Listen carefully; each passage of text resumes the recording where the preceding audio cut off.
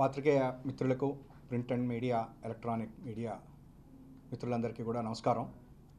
ఈరోజు ఈ press meet ఏర్పాటు చేయడానికి కారణం ఏంటంటే రేపు 27 ఫిబ్రవరి నెలలో జరుగుతున్నటువంటి ఎమ్మెల్సీ గ్రాడ్యుయేట్ పట్టభద్రుల ఎన్నికల కోసం అని చెప్పనని నేను పోటీ చేయటం.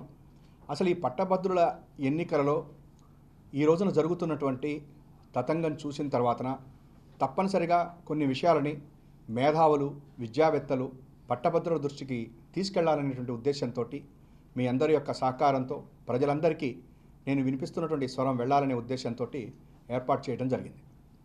మనందరికీ తెలుసు, పట్టభద్రుల ఎన్నికలు అనేటువంటివి రాజకీయ పార్టీలు, రాజకీయ సింబల్స్ తోటి జరిగేటువంటి ఎన్నికలు కాదు.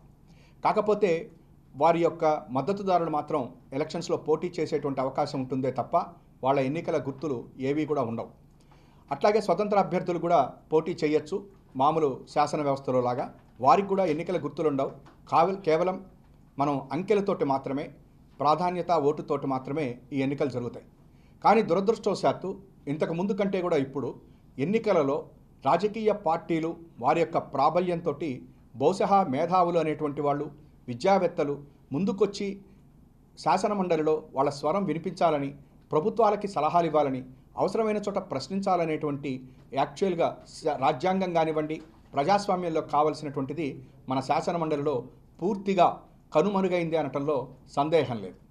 అటువంటి పరిస్థితులలో నేను ఈ రోజున స్వతంత్ర అభ్యర్థిగా పోటీ చేస్తూ ఉన్నాను. మనందరికీ తెలుసు, శాసనమండలి అనేటువంటిది పెద్దల సభ. ఈ పెద్దల సభలో జనరల్గా ఇంతకు ముందు కనుక మనం చూస్తే చాలామంది పెద్దలు వారు ప్రభుత్వానికి సలహాలు ఇచ్చేవాళ్ళు. వాళ్ళు చెప్పేటువంటి చట్టాల్లో కానీ లేకపోతే పాలసీస్లో కానీ అధ్యయనం చేసి ప్రభుత్వానికి ప్రశ్నించి ప్రభుత్వానికి సలహాలు కూడా ఇవ్వటం అనేటువంటిది మనం చూసాం. కానీ ఇవాళ శాసనమండలి శాసనసభలాగానే ఒక రాజకీయ పార్టీల యొక్క తతంగముతోటి ఏమైపోయిందంటే ఒకళ్ళకొకళ్ళు తిట్టుకోవటం, లేకపోతే అసలు శాసనమండలిలో పెద్దల సభకి పూర్తి అగౌరవాన్ని తీసుకురావటం అనేటువంటిది మనందరం చూస్తూ ఉన్నాం. అందుకోసమనే ఇవాల్టి రోజున కొన్ని సమస్యలు ఉన్నాయి. పట్టభద్రుల సమస్యలు, నిరుద్యోగుల యొక్క సమస్యలు, ఉద్యోగస్తులు, పెన్షన్దారుల యొక్క సమస్యలు. ఈ సమస్యల మీద అక్కడ ఇప్పటి వరకు మన రాష్ట్ర విభజన జరిగిన తర్వాతన ఈ రోజు వరకు కూడా ఇక్కడి నుంచి గెలిచినాడు, ముఖ్యంగా మన యొక్క ఈ జిల్లాల నుంచి, 2 జిల్లాలు కృష్ణా, గుంటూరు నుంచి గెలిచినటువంటి వాళ్ళు ఎవరు ఏం చేశారో అనేటువంటిది ప్రజలందరికీ తెలుసు. అందుకోసం అని చెప్పననే నేను ఇవాళ 5 ఇష్యూస్ మీదట మాట్లాడాలి, ప్రజలకి తెలియచేయాలి అనేటువంటిది చెప్తున్నాను.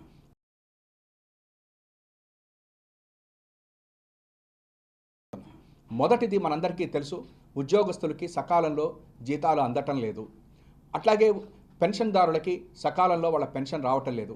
రిటైర్మెంట్ అయిపోయిన తర్వాతన వారికి రావాల్సినటువంటి బెనిఫిట్స్, రిటైర్మెంట్ బెనిఫిట్స్ ఏవి కూడా సమయానికి అందక ఎప్పుడు ప్రభుత్వాలు ఇస్తాయో అనేటువంటి దాంట్లో వాళ్ళ ఉండిపోయారు. కానీ శాసన వ్యవస్థలో ఉన్నటువంటి సభ్యుల యొక్క జీతాలు కానివ్వండి, లేకపోతే వాళ్ళ యొక్క వేతనాలు, లేకపోతే వాళ్ళకి రావాల్సినటువంటి పెన్షన్లు సకాలంలో అందుతున్నాయి. దీనికి కారణం ఏంటి అని ఆలోచించిన తర్వాతన నేను పూర్తిగా ఉద్యోగ సంఘాలతోటి, పెన్షన్దారుల సంఘాలతోటి కూర్చుని ఒక అడ్వకేట్గా ఈ యొక్క ఉద్యోగస్తుల యొక్క జీతాల విషయం కానివ్వండి, పెన్షన్దారుల యొక్క పెన్షన్స్ విషయంలో కానివ్వండి, లేకపోతే రిటైర్మెంట్ అయిన తర్వాత వాళ్ళ బెనిఫిట్స్ విషయంలో చట్టబద్ధత తీసుకురావాలి. ఇది చాలా ముఖ్యంగా నేను అనుకుంటున్నది, చట్టబద్ధత తీసుకురావాలి. వారికి ఇప్పటివరకు చట్టం తరఫున ఎటువంటి ఇది లేకపోవటం మూలకంగానే ఈ రకమైనటువంటిది జరుగుతున్నది తప్ప వేరేగా వాళ్ళకి ఎటువంటి ప్రయోజనము జరగటం లేదు అనేటువంటిది మనందరికీ తెలుసు.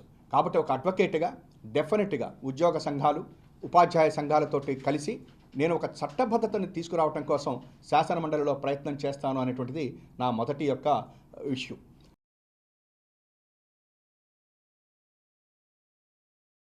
రెండోది, మనందరం చూస్తున్నాం ఈ నిరుద్యోగ సమస్యలు. నిరుద్యోగులకు భృతి ఇస్తామంటారు, డిఎస్సి అంటారు, ఇవి మెగా డిఎస్సీలు చెప్తున్నాము. కానీ ఏవి కూడా ఇప్పటివరకు ప్రభుత్వాలు సరిగా అమలు చేస్తున్నాయా లేదా అనే కంటే ఈ యొక్క శాసన మండలిలో ఈ పట్టభద్రుల తరఫున ఉండేటువంటి వాళ్ళు ఎవరు కూడా ప్రశ్నించడం అనేటువంటిది మాత్రం జరగటం లేదు. వాళ్ళకి సలహాలు ఇవ్వటం అనేటువంటిది కూడా జరగటం లేదు. దానికోసం అని చెప్పనని ఇంతకుముందు మనం కనుక ఒకటి చూస్తే, ఒక డిపార్ట్మెంట్లో కనుక ఏమైనా ఖాళీలు వస్తే ఇమీడియట్గా ఏపీపీఎస్సీ వాళ్ళు జాబుల కోసం కండక్ట్ చేసేవాళ్ళు. ఆ వేకెన్సీలు ఫిలప్ అవుతుండేవి.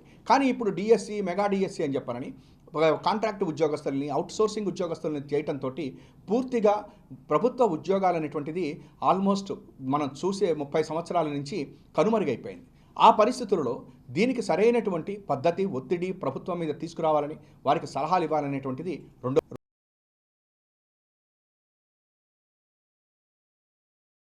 విషయం ఏంటంటే, ఇవాళ మనందరం మెడికల్ కాలేజెస్ గురించి చూస్తూ ఉన్నాం. ఇది 75,000 సీట్లని ఈ యొక్క కేంద్ర ప్రభుత్వం దేశం మొత్తం కూడా తీసుకురావాలి అని చెప్పని కోరుకుంది. హెల్త్ అనేటువంటిది, విద్య అనేటువంటిది ఈ దేశానికి చాలా ముఖ్యం. మధ్యతరగతి కుటుంబీకుడు, దిగువ మధ్యతరగతి వాళ్ళు ఏమవుతుందంటే ఈ యొక్క 2 విషయాలలోనూ అప్పుల పాలైపోతున్నారు. ఈ యొక్క విద్య విషయంలో కానివ్వండి, లేకపోతే వైద్యం విషయంలో కానివ్వండి. మెడికల్ కాలేజీలు అనేటువంటి ఈ రాష్ట్రంలో 17 వచ్చినాయి.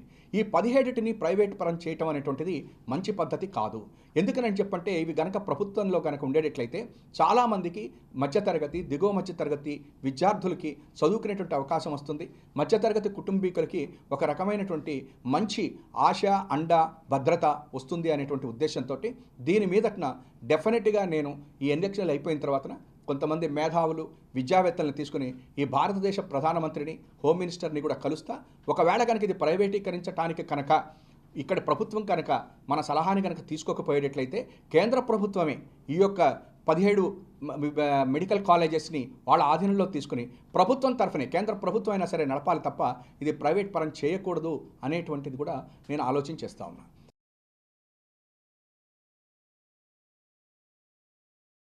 నాలుగోది మనం చూస్తే ఇవాళ విద్యా వ్యవస్థ మనం చూస్తున్నాం పూర్తిగా కార్పొరేటీకరణకి ప్రభుత్వం ముందుకెళ్తూ ఉంది. ఈ కార్పొరేటీకరణ అనేటువంటిది తప్పు కాదు. ఎందుకంటే కొన్ని విద్యాలయాలు తప్పనిసరిగా కార్పొరేట్ సంస్థల యొక్క ఆధీనంలో కూడా ఉండి తీరాలి. అంతేగాని పూర్తిగా ప్రభుత్వ ఆధీనంలో ఉండాల్సినటువంటి అవసరం లేదు.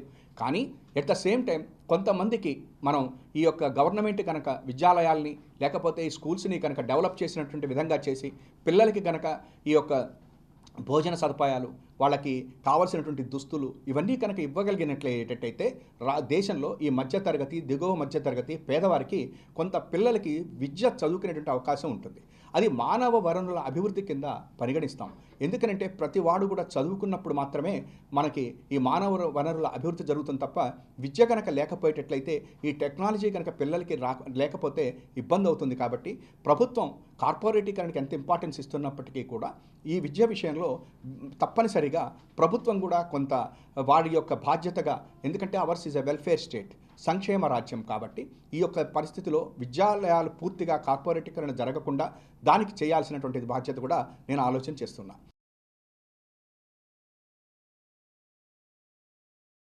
ఇంకొకటి చివరిది మన యొక్క పోర్టులు.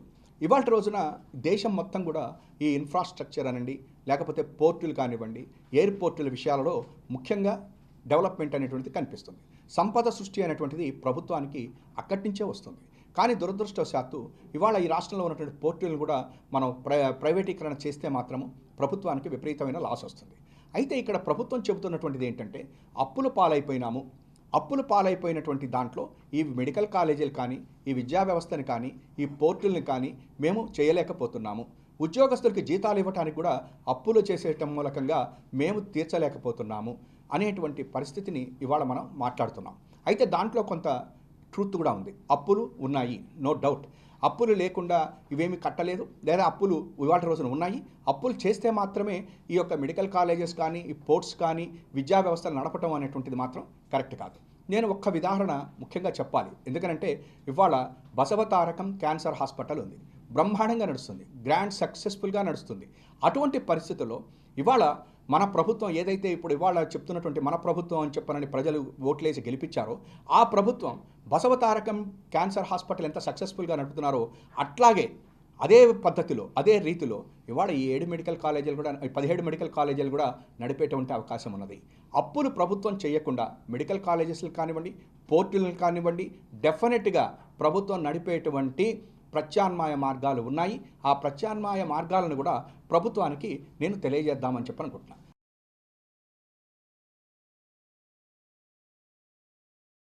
పీడిఎఫ్ని గెలిపించకండి. ఈ పీడిఎఫ్ అనేటువంటిది వాళ్ళు ఇంతకుముందు ఏమీ చేయలేదు.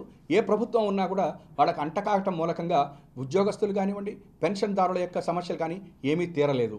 రెండోది ఒక విషయాన్ని మనందరం కూడా జ్ఞాపకం పెట్టుకోవాల్సింది ఏంటంటే శాసనమండలికి వెళ్ళినటువంటి ప్రతి